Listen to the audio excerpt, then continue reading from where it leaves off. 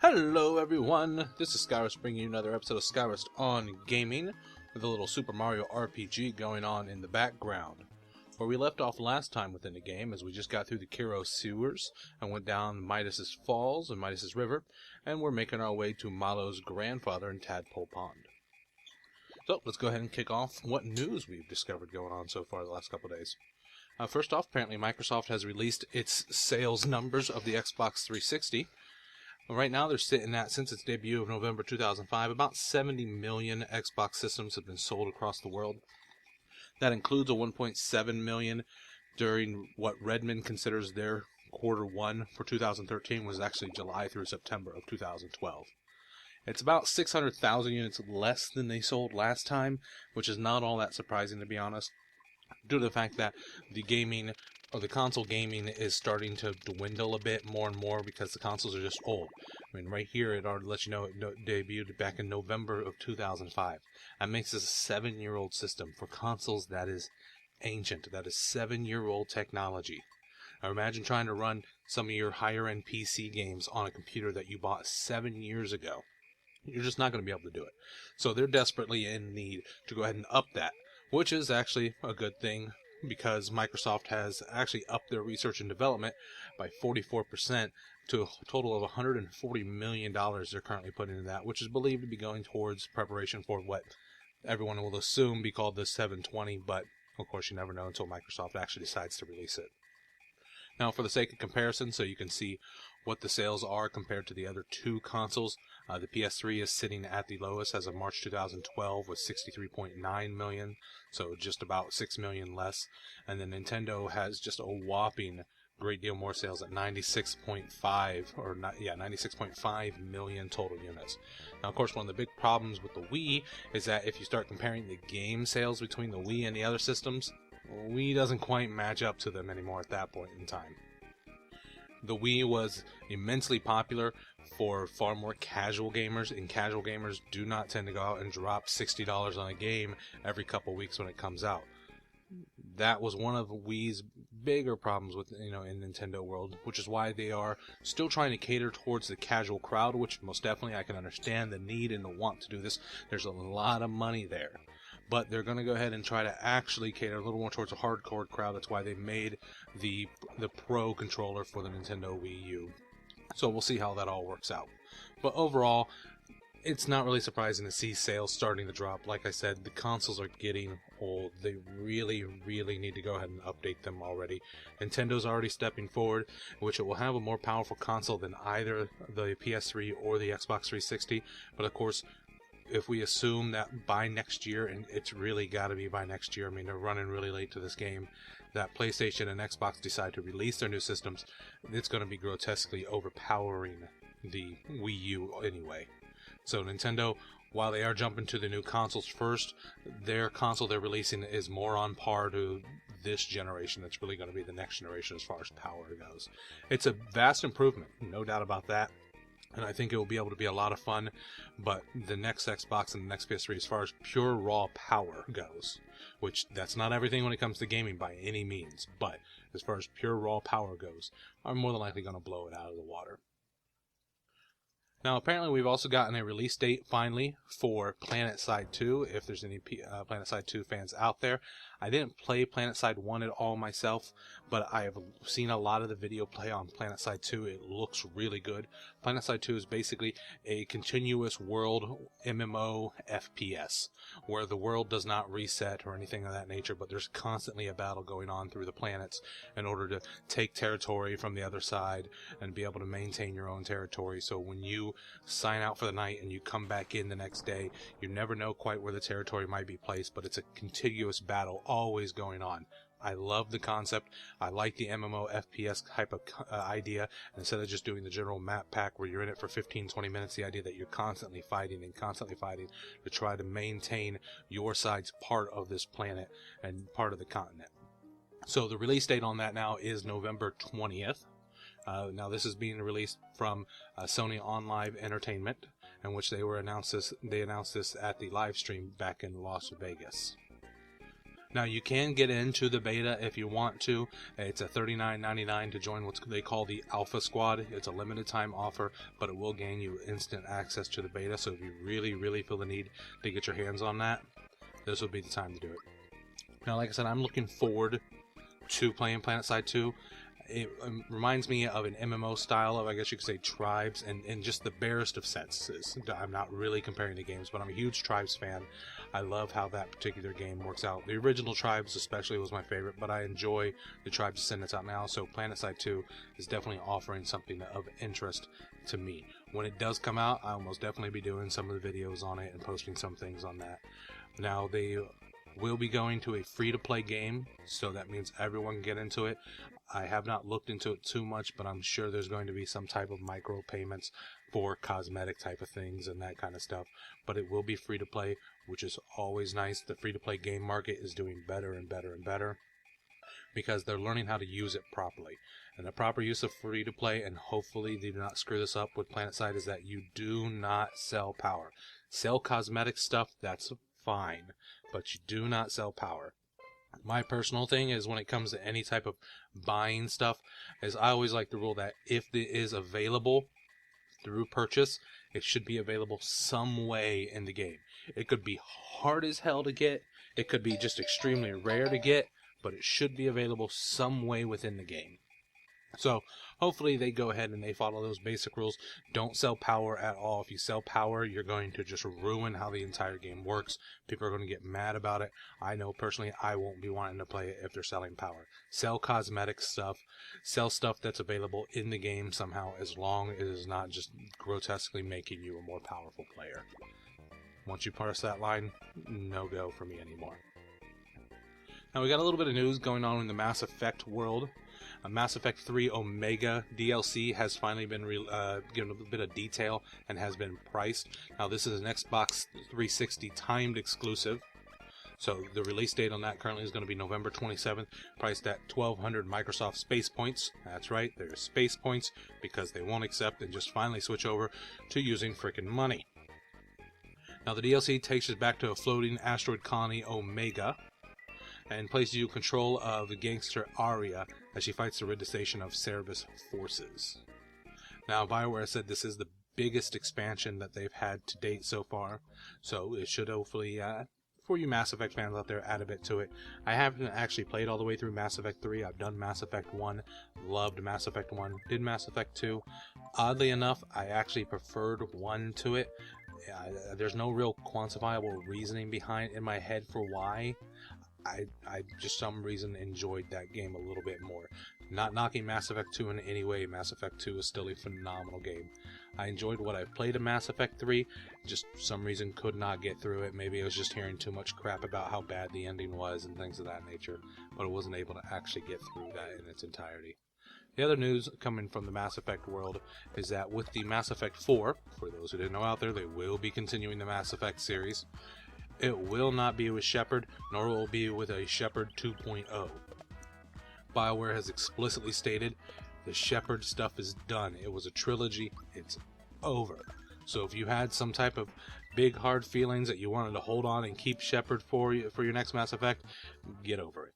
Mass Effect has decided that they're going to move on to something else. They're not wanting to bring in a Shepard 2.0 into the game. Now, I understand their point of view. I like Shepard a lot.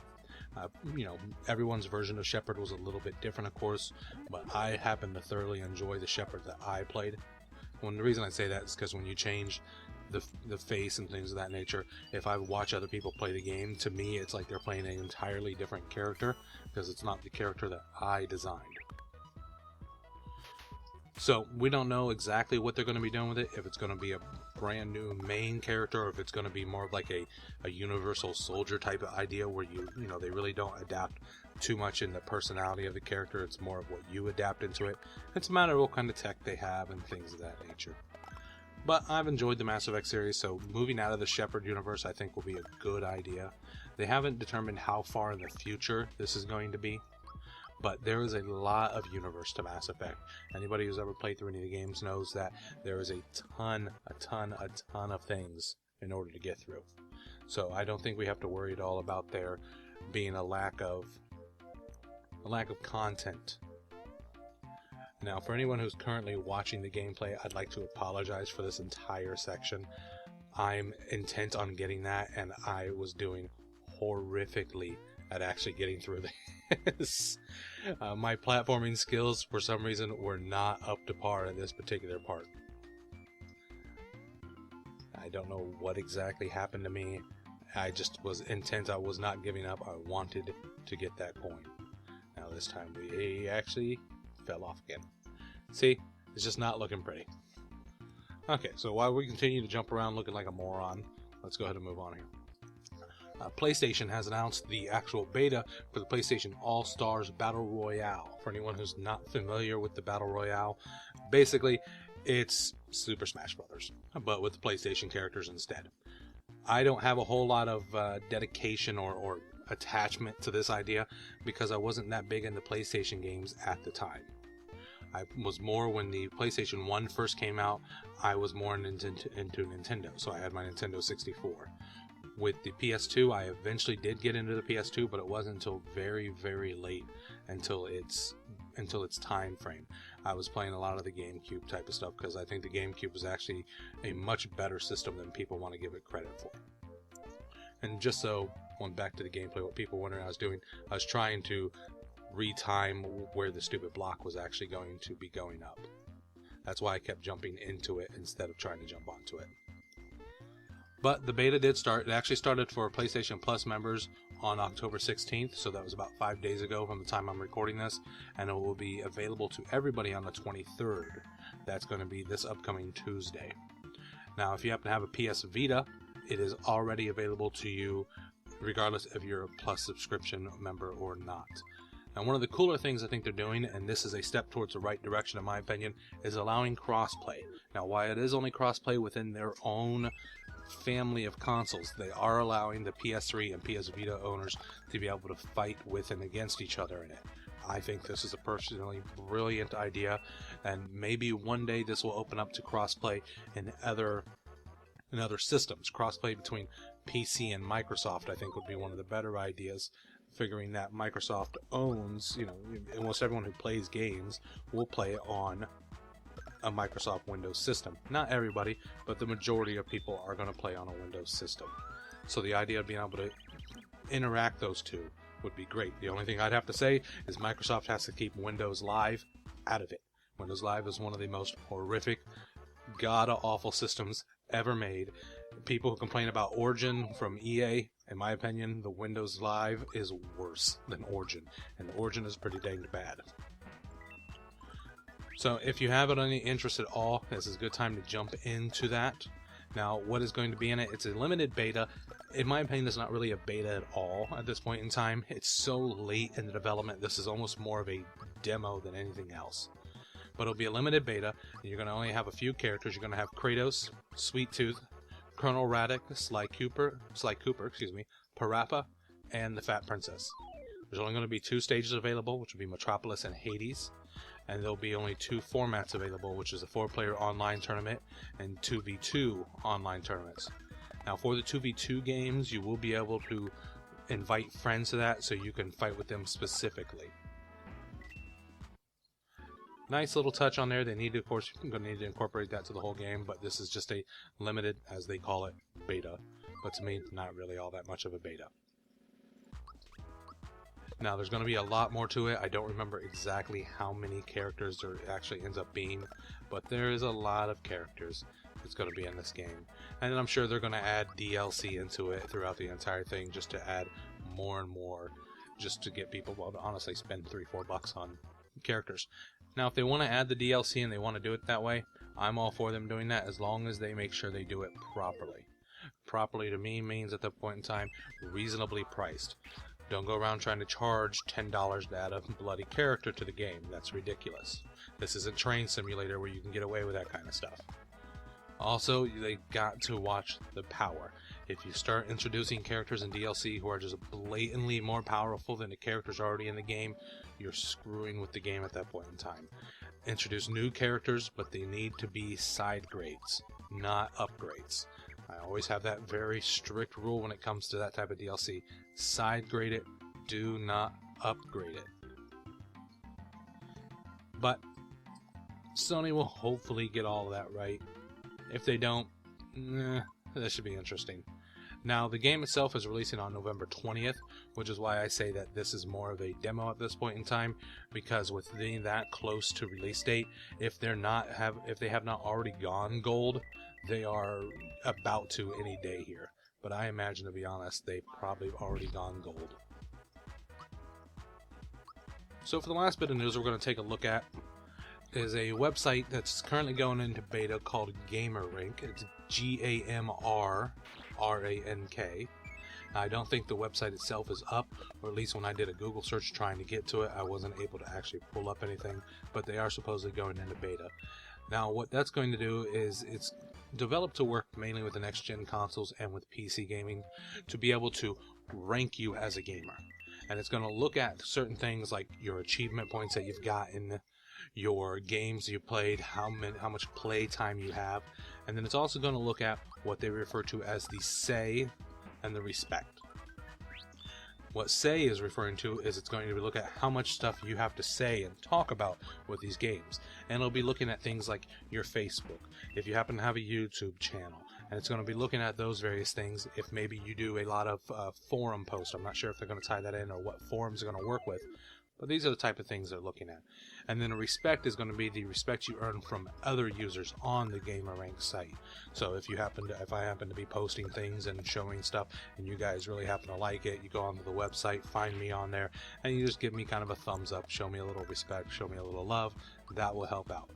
Now, the ranks will go from a white badge, which is a beginner, all the way up to a master, which is the big guy, as they like to say.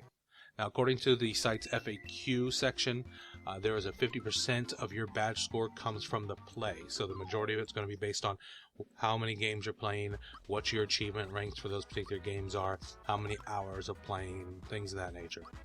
The 40% of it is going to come from say. So that's your social media interaction. How much stuff are you going around talking about through Facebook, Twitter, YouTube? The more stuff that you bring up on there, the more they're going to like that. I'm not sure if they're trying to judge on the quality of what you say, because obviously the quality of what you're saying is completely subjective. Some people may like what I have to say here. Other people may find my voice aggravating to sin. Sometimes I do. And then the last 10% is going to be based on respect, how much love other people are able to give you. Well, folks, that's going to go ahead and do it for me today. As far as the news goes, I do thank you all for watching. If you have any questions, comments, or concerns, go ahead and leave them in the comment section below. If you would, I ask you to go ahead and like and favorite the video and subscribe to the channel. Once again, folks, I do thank you for watching. Keep on playing.